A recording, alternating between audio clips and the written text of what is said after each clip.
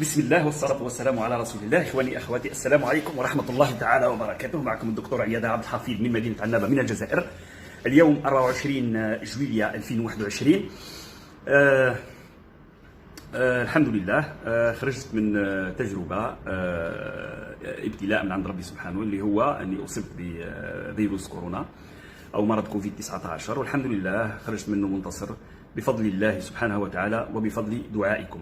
بهذه المناسبة نشكر جميع المتابعين، سواء في الجزائر، داخل في الجزائر أو في الدول العربية، أنهم تابعوا الحالة تاعي وكانوا يدعيوا لي وكانوا يبعثوا لي في الرسائل والتشجيعات، وما شاء الله عليهم وبارك الله فيهم.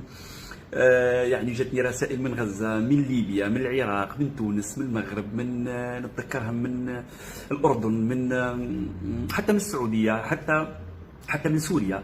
الحمد لله كانوا كل يسقسيوا على الحالة تاعي، والحمد لله رب العالمين. هذا يعني شيء نفرح به ونعتز به ياسر. صح، التجربة تاعي صابني الله سبحانه وتعالى من المرة الأولى. كانت الأعراض قوية، كانت حمى، برودة، كانت ألم في جسم الكامل، يعني تقريبا ثلاثة أيام يعني مرت وكأنها سنوات. كانت أعراض قوية، هذه الأعراض ثلاثة، وكانت حكمتني بإسهال. اعتقدت في كان هناك يعني تشخيص أولي أنه ممكن تكون تسمم غذائي، يعني كليت فاكهة الدلاع، البطيخ الأحمر، وكنت شاك في اللي ممكن تكون فاسدة، وشك كذلك فيه فيروس الكورونا.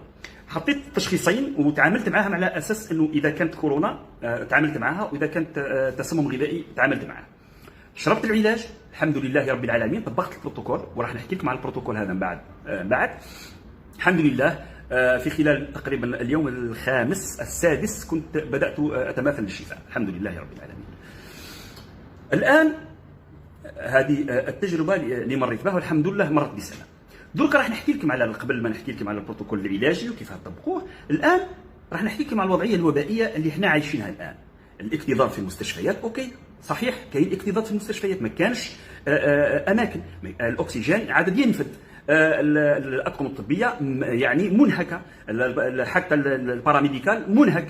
صحيح هذا كل نعترف به وانا معترف به، ولكن ما هو الحل؟ كيفاه نتجاوزوا الازمه هذه؟ الناس قاعده تقول لك لقاح لقاح لقاح لقاح. يا اخي الكريم لا ديروا درك، مش راح يعني يحل لك الازمه درك. اللقاح باه تلقح انت شعب وتصل 80% واللقاح يكون نافع، لازم على الاقل مده طويله. ماهوش هذا هو الحل. هو انك لماذا الان وصلنا احنا المستشفيات مكتظه؟ انا نعطيكم الحل.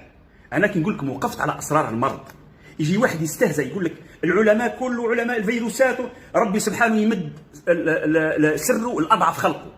الاستهزاء مش مليح. جيب فيروس، عالم فيروسات ولا عالم اوبئه ولا عالم مهما وش يكون عالم، ربي كي ما يعطيش بصيره ما يعطيش البصيره. شوفوا الاسباب تاع وصول المستشفيات للاكتظاظ هو لكن تعرفوا تبعتوا الفيديوهات تاعي مليح، انه الاسبوع الاول للكورونا والاسبوع الثاني الكورونا فيه اسبوعين، الاسبوع الاول والاسبوع الثاني. الاسبوع الثاني هو اسبوع تعقيدات من 7 ايام وروح، اسبوع التعقيدات، وين يطيح الاكسجين، ينزل الفيروس الى الرئه، التهاب كبير في الرئه، ينقص الاكسجين، يعدي المريض الى الاستشفاء مباشره، والى غير ذلك من الامور، الى الاكسجين. صح. اين يكمن الخلل؟ الخلل يكمن لا يوجد تكفل صارم ودقيق في الاسبوع الاول. الشيء اللي قاعد نلاحظه انه المرضى في الاسبوع الاول راهم مهملين تماما، وما كانش بريزون شارج، بمعنى ما كانش تكفل حقيقي بالمرضى في الاسبوع الاول. بعد ذلك بعد ما يفوت الاسبوع الاول ينزل الفيروس الى الرئه، خلاص هنا تولي لا فاز ديتا، بمعنى انه الانسان يولي امام الامر الواقع، وهنا يروح المستشفيات تولي طاقه استيعابها ما كانش. ما هو الحل؟ الحل انه كاين مسؤولين على هذه الحاله. المسؤوليه الاولى هو المريض، المسؤوليه الثانيه الطبيب، المسؤوليه الثالثه على الصيدلي، المسؤوليه الرابعه على الدوله. انا نعطيكم في الحلول. هذه رساله صدقوني، هذه رساله مش موجهه للداخل الجزائري فقط، ولكن موجهه لجميع البلدان العربيه. اللي يحب يخدم بالتجربه نتاعي وبقناعتي والشيء اللي وقفت عليه في المرض ومع المرضى في خلال المعالجه تاعي ولا خلال المرض نتاعي. أربعة مسؤولين على هذا الانتشار. ماهوش الوباء، ماهيش دلتا ماهيش. شوف واحد ما يخوفكم، دلتا ماهيش قويه بالدرجه اللي قاعدين يحكيوا عليها. دلتا عندها خاصيه واحده انها تنتشر بسرعه كبيره، وهذا اللي خلى الانتشار الان، الاصابات منتشره بقوه، والانتشار الاصابات مش هذا هو اللي يخوف. انا فهمتك، اللي يخوف هو لا بريزون شارج، بمعنى التكفل بالمريض في الاسبوع الاول. والله تتكفل الطبيب والدوله تعطوا اهميه في الاسبوع الاول للمريض، والله ما تلقاش مستشفيات مكتظه بهذا العدد. انا كيف شفيت؟ الحمد لله شفيت في 6 ايام. كيف شفيت بالبروتوكول العلاجي اللي مشوا قاعد يطبقوا فيه الاطباء.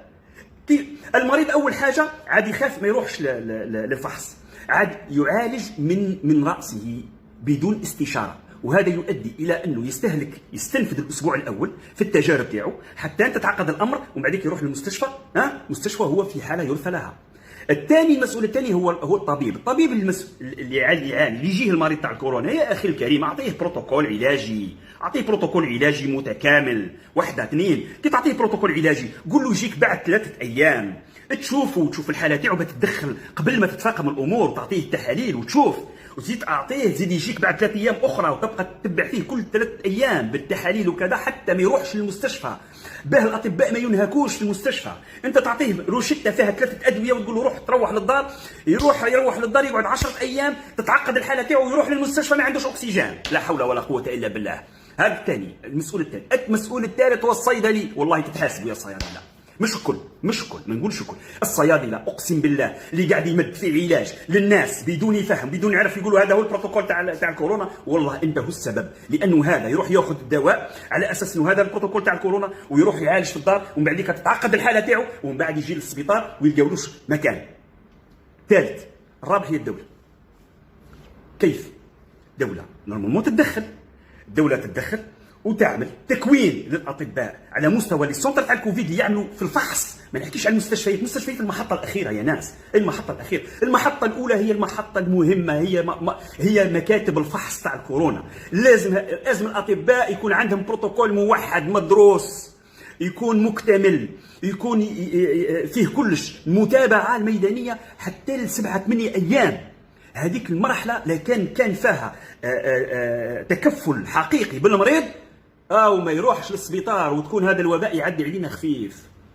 او هذا الشيء اللي حبيت نقوله لكم، او هذا السر هو في الاسبوع الاول. والله الازمه هذه ما يخرجنا منها واحد الا الاسبوع الاول، هو التكفل التام والصارم في الاسبوع الاول.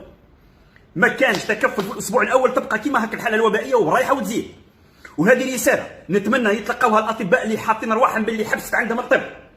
واحد ما حب يتصل بيا، واحد ما حب، كلهم تشبعوا الله يبارك بالطب، كلهم حاطين رواحهم فاهمين ما يسحقوا حتى علم. كون جيت انا ميشيل ولا دافيد ولا ما من اوروبا، يا حسره، ام يصلي ورايا. المهم طولت في الفيديو، وبها نخش في البروتوكول اللي خليه بعد 3 ايام ان شاء الله ننزل البروتوكول اللي بروتوكول هايل، بروتوكول رائع، يعني بأتم معنى الكلمه. باذن الله نعطيه لكم، ونتمنى هذا البروتوكول يطبق. نتمنى يتصلوا بي. انا ما عندي حتى هذا، انا الهدف تاعي الوحيد انه بلادنا تخرج من الازمه، والبلدان العربيه تخرج من الازمه هذه، والعالم كله يخرج من الازمه فقط. لا نسحق تشهروني الا قلت لكم حتى البروتوكول هزوه ما تنسبوهوش ليا، انسبوه ليك، ما يهمنيش انا. طبقوه فقط، طبقوه. انا وقفت سبحان الله، عندي تجربه في الميدان، عندي اكثر من عام ونص، وانا ما كانش مريض دخل المستشفى لحد الان من اللي بديت. كم كنت نستقبل قبل ما نمرض كنت نستقبل 30 مريض في مده قصيره، 30 مريض يوميا كورونا، وواحد فيهم راح المستشفى، وكانوا يجوا لي حتى في حالات سيئه جدا وما راحوش المستشفى وارتاحوا والحمد لله رب العالمين. سبحان الله، واحد ما يقدر يتصل يقول ما هو السر، وكل نفهموا. ظهروا الاطباء تاع الجزائر وكل تفهموا. لا حول ولا قوه الا بالله. والله اعذروني على الانفعال، والله انا وسي عندي حرق على ابناء بلدي، عندي حرق على المرضى، اني قادر نعاونهم ومانيش قادر، ما عنديش ما عنديش الوسائل نعاون، ما عنديش. الوسيله الوحيده هي اني نهضر معاك في التليفون. هذا واش راح نقول.